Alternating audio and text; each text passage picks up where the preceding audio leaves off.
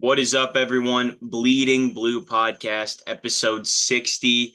We are here. It is Friday, just the day after the Bills did an absolute disgusting waxing to the Miami hmm Dolphins. My goodness, it was a game to remember, a game to watch. 2-0 now. I can't say much more than that. It was maybe Josh Allen's easiest win. Like honestly, like he didn't even like second half. He was like didn't even play that great. Like he was okay, and like of that game, but it meant nothing because Tua on the verge of retirement now. The Dolphins, Tyreek Hill was missing that entire game. Like where the fuck was he? Yeah. That entire team was just it really set back like the city of Miami. Like the city of Miami was just has have just gone back to the days of, you know, churning butter and driving on riding horses and like they're back in the 1800s now, my friend. Yeah. Yeah. Yeah, it was fantastic. Beating a team like the Dolphins like that is just much sweeter. I going into it, I thought it would be much closer as the Bills are playing away and it's a division rival. So usually these division games are fairly close unless the gap between the two teams are fairly big. But the Bills and Dolphins are very similar teams in terms of skill level and performance. But I thought Allen didn't need to do much, obviously, No. because James Cook just took over the game in the first half with 3 touchdowns. Josh Allen, he made some good plays. Josh Allen had some nice throws, but he didn't need to. He didn't need to hurdle someone or make a 3rd and 15 with his legs. Like he just played a solid game. And those games are, what Josh Allen needs because he was expecting, I think everyone, Bills fans and others, expected Josh Allen to have to carry the team every game. But, games like this is probably, he's probably happy that he doesn't have to, you know, overperform. And it was great to see that, obviously, as a Bills fan, because most of the time he's risking his life out there to, make some good plays. But No. I thought the game was great. Tua, hopefully he's feeling better after that concussion because that was It was a hard hit. obvious. Yeah, it was. But he's had 3 or 4 concussions in his first, like, I think it's his fourth concussion in his first 4 or 5 years in the league, and it's you can't be sliding head first. Yeah, and You can't be doing that. You can't be doing that. And he should know better from past injuries.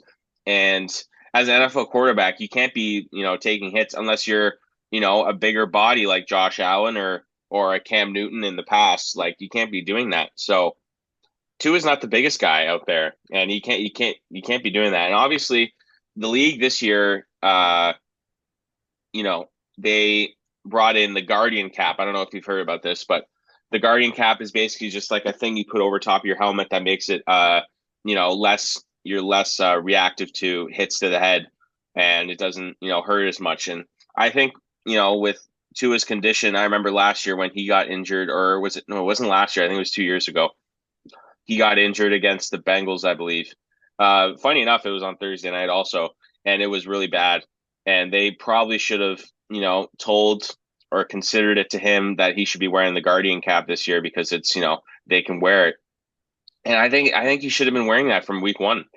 But yeah, just hopefully he's good and he can come back and play because he's a great player you know, when he's healthy. And I'm obviously not a big fan of the Dolphins, but Tua is a good guy, so hopefully he's able to come back and play again. But it's not looking too good, especially with the amount of concussions he's had in the past. But yeah. aside from all that, I thought the highlight of the game was definitely the Bills' defense. They were fantastic. Obviously, intercepting Tua 3 times and one of them being a pick six. I thought the team was great. They stopped them. They turned over on downs 4 times, I think, throughout the game. That's all. Obviously three of those were with the backup in. Skylar Thompson was in, but nonetheless, I think the defense was, spectacular. It's just, seeing how Terrell Bernard, our starting linebackers, now out for a month, another injury in the defense. But the second team defense, they came in and they showed that they're not bad Yep. and made some good plays. And obviously, Von Miller got another sack. That's two sacks for him, more than first sack he's had since 2022.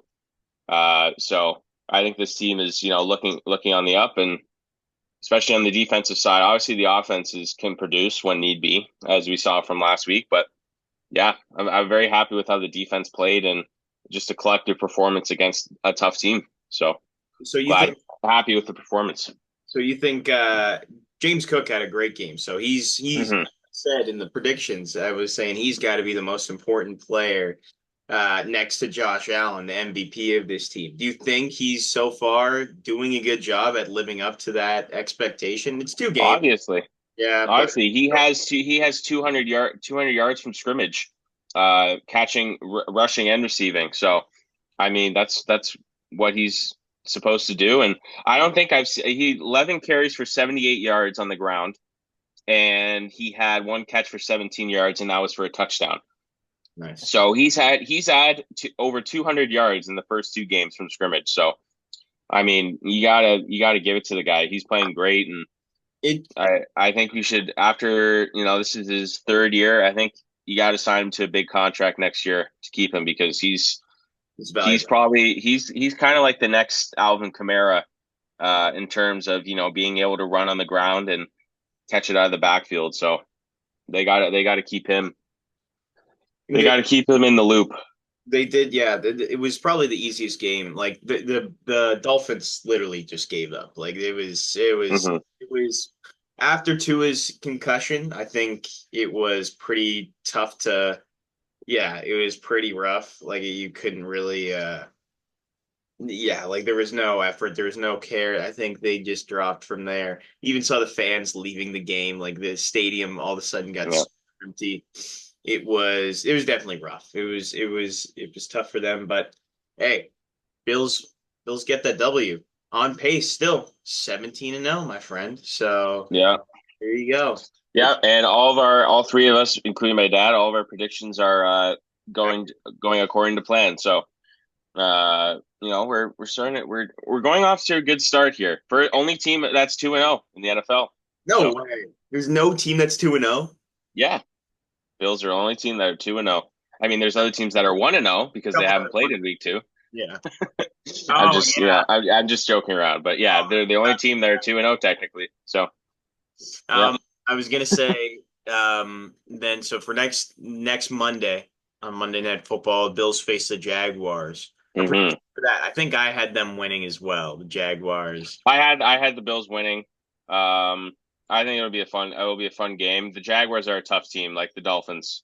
Obviously, the Jaguars gave the Dolphins a game in week one. And obviously, Trevor Lawrence is very under the radar as a great quarterback. He had a great, it was kind of tough last year for him because they were playing so well at the beginning of the year. I think they started off 6-2, and then they just fell off the rails. I don't know what happened to them in terms. I think they just had a few injuries.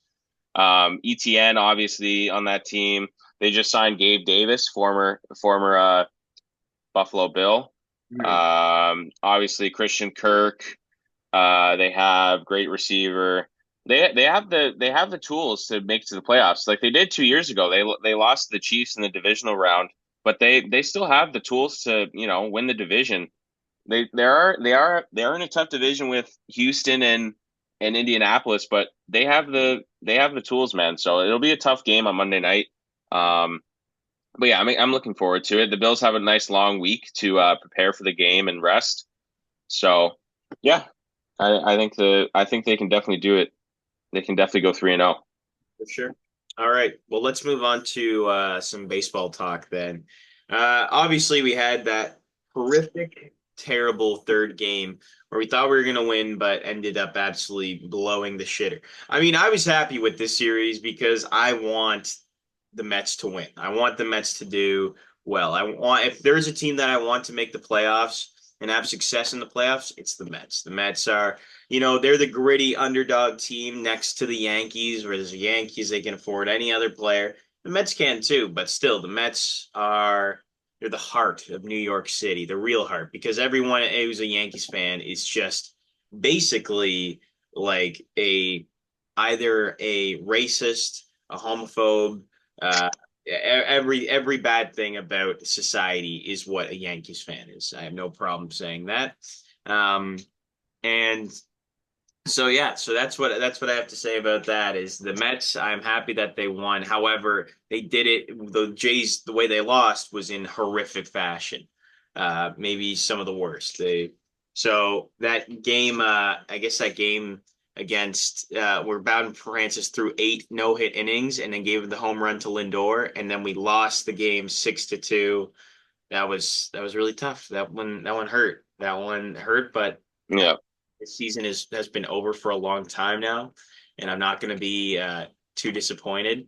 Um, I was literally in Toronto. I was downtown that day when that happened, and I was leaving. I was at TIFF, the film festival. I was leaving the theater, and I walked past this screen that had the Jays game. I was like 6-2. I was like, oh shit, and then I look on my phone, and I'm like, I see a video of Frank the Tank complaining.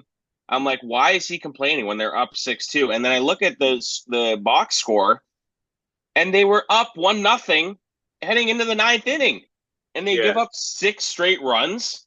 yeah. So fucking disappointing, man. So disappointing. Lindor with an absolute bomb to tie the game, and and I was thinking, like, you know, obviously I wasn't watching the game at the time, but like, you think the Jays could at least keep it 1-1 heading into the bottom of the ninth, but nope. They stink. They suck. So who was the one that hit the home run? Alvarez, the 3-run home run. Francisco Alvarez and Yeah, Francisco yeah, Lindor also hit a home run, but yeah, Alvarez hit the 3-run bomb to dead center. unbelievable, unbelievable. So Now we're on to St. yeah, Louis, so that'll be boring, I'm sure. Nothing too. I mean, St. Louis is an interesting team. They've got a lot of history. There'll be a lot of Red fans at the game. I think. Yeah, that's all I really have to say about the St. Louis series because it's not going to be that interesting. Again, we've we've still had like there's some positives every now and then. Spencer Horwitz has been awesome for the Jays. Ernie Clement has been awesome for us. Ernie Clement is posting a 3.6 WAR right now. He has a chance to be a 4, mm, which that's crazy. which is very good. You want to know who he has a higher WAR than? Let's actually take a look because I think it is pretty impressive at compared to the players who a guy was DFA'd. Let me tell you, a player that was DFA'd by uh by the Oakland Athletics. He has a higher WAR than Kyle Schwarber. He has a higher WAR Wow, than Alec Bohm, Aaron Nola, Trey Turner. I'm just looking at all the players that just basically the whole Phillies roster. roster. I'm just looking at, but that's a good team though. That's a team with a lot of good players on it, and Ernie Clement is more valuable than them. He's more valuable than Mark Vientos, Pete Alonso by quite a Hmm. bit. Brandon Nimmo. Those are some of the Mets players that he's more valuable than. And then let's take a look at some of the good players, some really good teams. So the New York Yankees. Let's take a look right here. He is more valuable. Anthony Volpe, Austin Wells, Jazz Chisholm Jr. You know, uh, Hmm.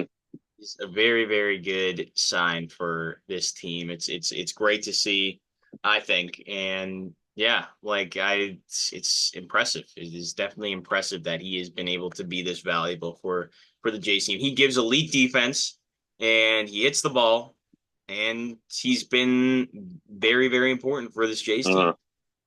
And he hits home runs too, which is a surprise. This is not who he is. He's got 11 home runs on the season. Spencer Horwitz has 12, and he's hitting 277 right now. Spencer Horwitz with 1.5. uh, our war. So it's Yeah, pretty. It's good to see. Another yeah. um, that I think we do have to talk about is Vladimir Guerrero Jr., who's been struggling just a little bit in the last in the month of September. But this was kind of expected. I feel like there's a point where you're hot for fucking 4 months. You end up starting to get cold just a little bit. It's not like he's going crazy. Hmm. Months of September, he is hitting 273. So yeah, I'm not really gonna complain. No, no. Uh, It's not like, we're pushing for the division title and we're expecting him to be a bit better. Um, where he's yeah, playing fantastic. he hit 375 in the month of August, 358 in the month of July, 318 in the month of June, and 357 in the month of May. And then Yeah, 219 in the month of April, which we know was not a good month for him, but he was able to rebound with four absolute insane months. Uh, yeah. so, yeah, no chance I'm going to be shit talking Vladdy. He's already outdone his hit total from 2022 and 2023. He has a chance to have more hits than he's probably going to hit for a higher average than he did in 2021, where he hit 311, and he's probably going to have a chance to. He's hitting 321 right now, and yeah, he's the second highest average In the MLB in MLB. behind Bobby Witt. Yeah, so So great season for Vladdy. My one thing, I just hope he gets to 30 home runs. That's all I want. 30 home runs, and 100 RBIs. yeah, that'd be awesome. That would be awesome. All right, let's anything else you have to add about the Blue Jays? Do you want to predict the next series Yeah, against the Cardinals? do it. 1-2. This is Okay. 1-2 series that I think the Blue Jays will have. This is the what? 1-2 The series? most 1-2, like Oh, I see. easiest Okay. 1-2 prediction I think I can give to you right now. Okay. The Cardinals, are they in a playoff spot? Uh, They're 6 games out of it. Okay, so they're still kind of, they're in the better than picture. Yeah. Okay. Um, you know what? I think the Jays go 2-1. yeah. I'll be the positive one. Usually I'm the negative one in terms of these predictions, but you know what? I'll switch it up here. I think the Jays pull off 2 wins. I think I also have to give credit to Bowden Francis, even though that guy, Yeah. in the ninth inning, he's blown 2 no-hitters. Um, Despite the fact that the bullpen is shit, I think you should still, you know, give him flowers for how good he's been, especially with this shitty pitching staff that the Jays have. So, just keep pumping out those games, Bowden, and you know, could be the future ace of the Jays here. So, Look at Bowden Francis's numbers. That's a good idea because you're right. He's been absolutely on a tear in the last little bit. He's been incredible for this team right now. He's got a 3.50 ERA. He's been extremely valuable for this team. In the month of August, he had a 1.05 ERA in 5 starts and 34.1 innings, allowing only 4 runs between 6 games. And then right now he's got a 2.57 ERA. He lowered his ERA from at the beginning of August, it was 5.64. He has lowered his ERA to 3.50. wow, Yeah. that's awesome. And only if he had a better start to the year. I remember that live stream we did uh, when we watched them played against the Yankees at the beginning of the year, and that was his first start, and he Gave up a grand slam. just laid an egg. Yeah. Yeah, against Stanton. Yeah, that was not a fun game to watch, but see him progress from that to, almost having 2 no-hitters in the same season, I think that's great to see. So there is a lot of positives out of all the negatives Yeah. from this year. There's a couple things that he struggled with at the beginning of the year, but when you're a player that's able to adjust to those struggles, that's one of the coolest and biggest things that you can do. It's very impressive, that's for sure. Mhm. player that we have not talked about though, before we move on, is that fucking guy Ryan Yarbrough, who we got traded for, the most underrated. He's got a 2.25 ERA with the Jays in 8 appearances. He's been doing the starts for like he's doing the bulk innings, but he's been fucking awesome. He's only allowed 5 earned runs in 20 innings, 1 home run given up, 13 strikeouts. He's been great for us. Like Mm, very solid for us. And nice. that was the Kiermaier trade that we got Ryan Yarbrough from. That's right. That's right.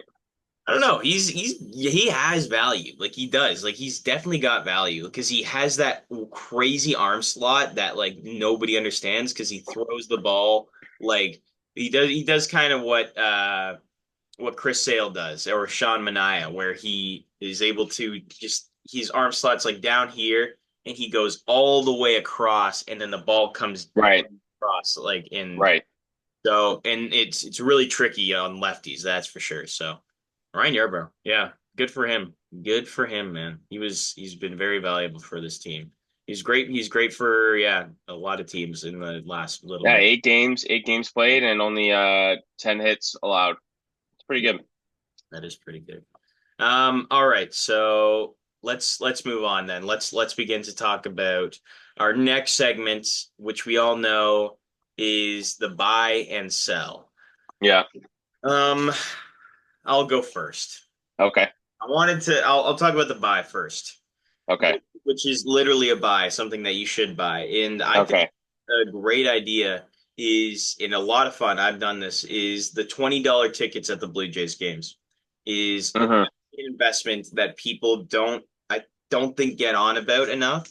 You get to watch, you can, if you care about like where you're going to sit.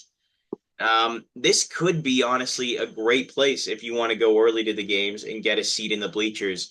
I've done this a couple times now where I've gone early for the game, gotten my seats in the bleacher seats, and watched the game from this whole awesome perspective with a big crowd of gritty, kind of like a little bit like not uptight, sorry, like loose and like drunk people, which can be fun. Like they're rowdy and it's enjoyable because you're also behind the visiting bullpen, so you get to shit talk the other team and which is a lot of fun. It can be a lot of fun, and especially with your friends or something like that, and you're getting drunk and hanging out, it can be a lot of fun. So Mm.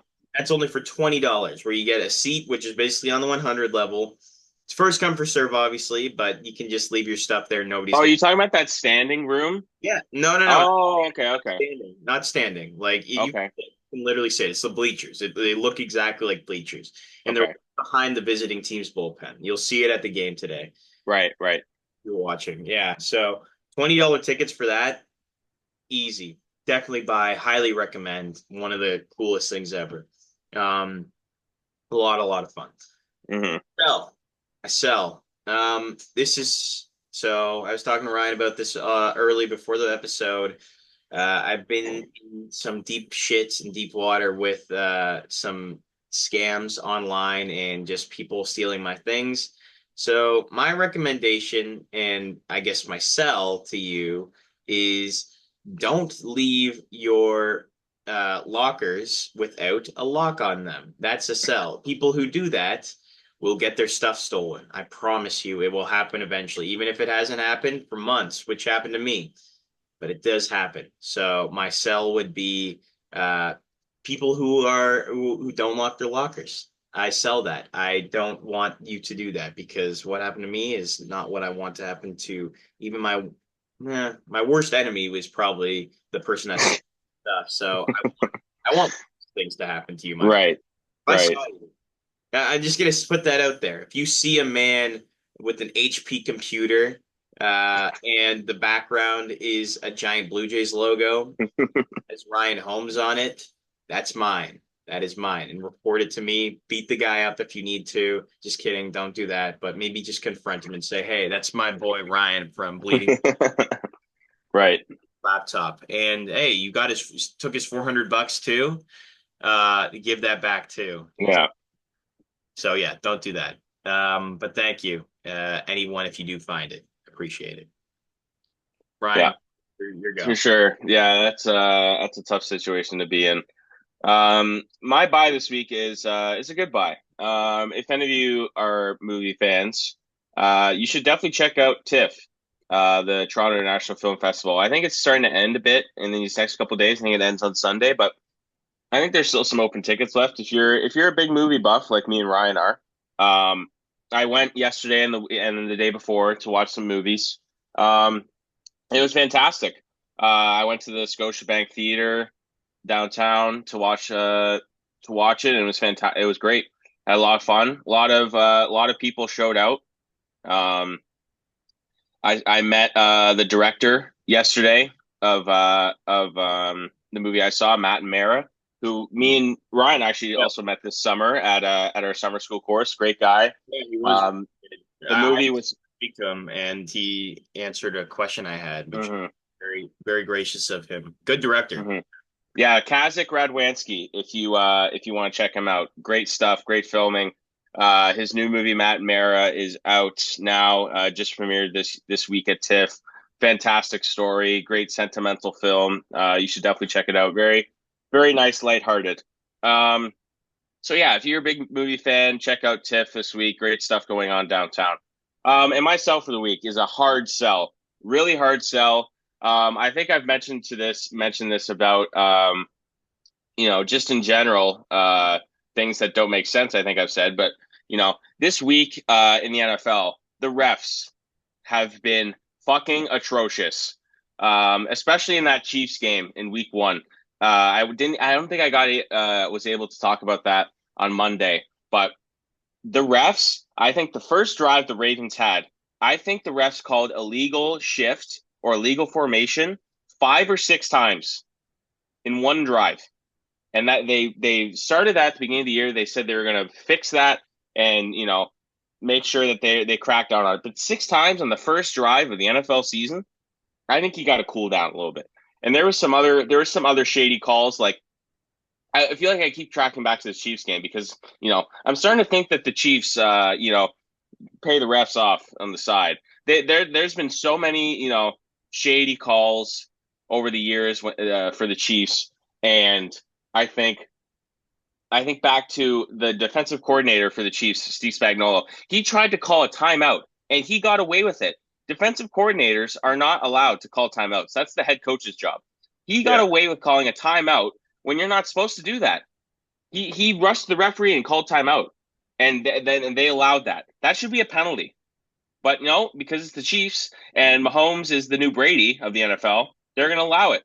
So I Yeah. just wanted to. There's other calls during the games. The Bills game last week was, there was a few shady roughing the passer and uh, other calls, unnecessary roughness and personal fouls that I can't really remember, but I just remember seeing them.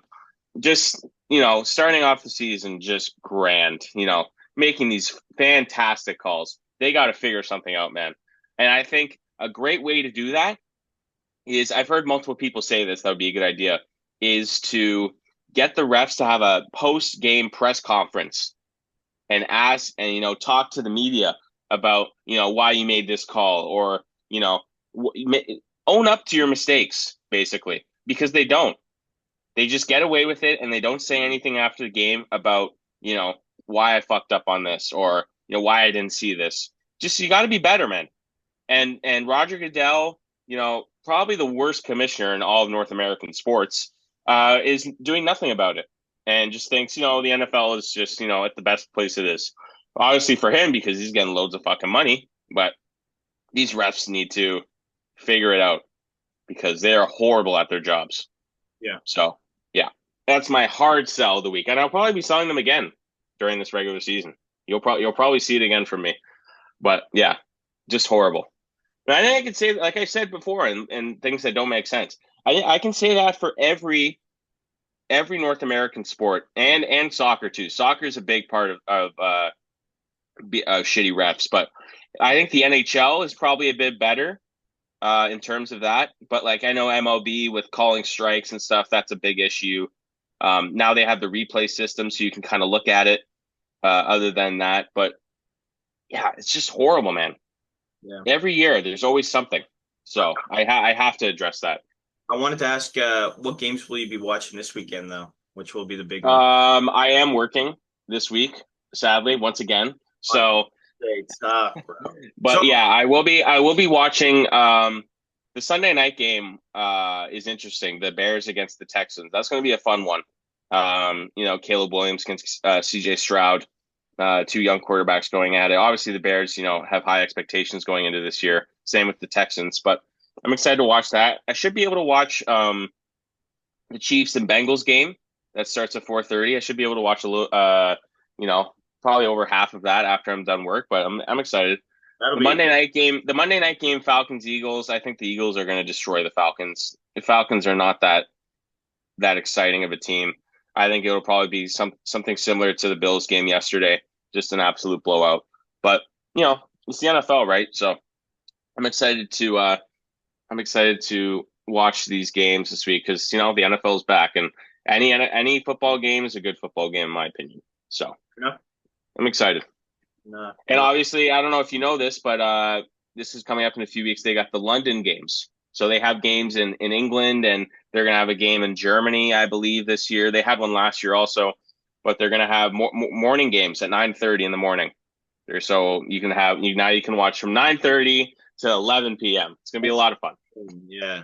Yeah, it's going to be they definitely help us out in terms of sitting on the couch for 12 hours straight in the NFL. So, yeah, Go. get ready for that. All right. Well, let's move on then. Let's end it off here. Thank you guys so much for listening. Make sure to like, subscribe. Our most recent video. I don't know if you checked on the YouTube. It got a lot of views. It got like close to. I haven't checked in a little bit, but it got over 100. It might be more now, but which is awesome. Wow. So yeah. We're gaining traction here with the views here on YouTube. You know what it is? It's my thumbnail. My thumbnail is gas for that one. I have Yeah, we're definitely starting to beat the get the algorithm going for the fans here. like Yeah, they're yeah. definitely clicking on them.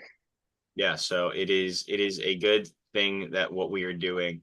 Anyway, let's end it off there. Thank you guys so much for listening. Make sure to like, subscribe, check out all the channels, check out the YouTube, and we will talk to you later. Cheers.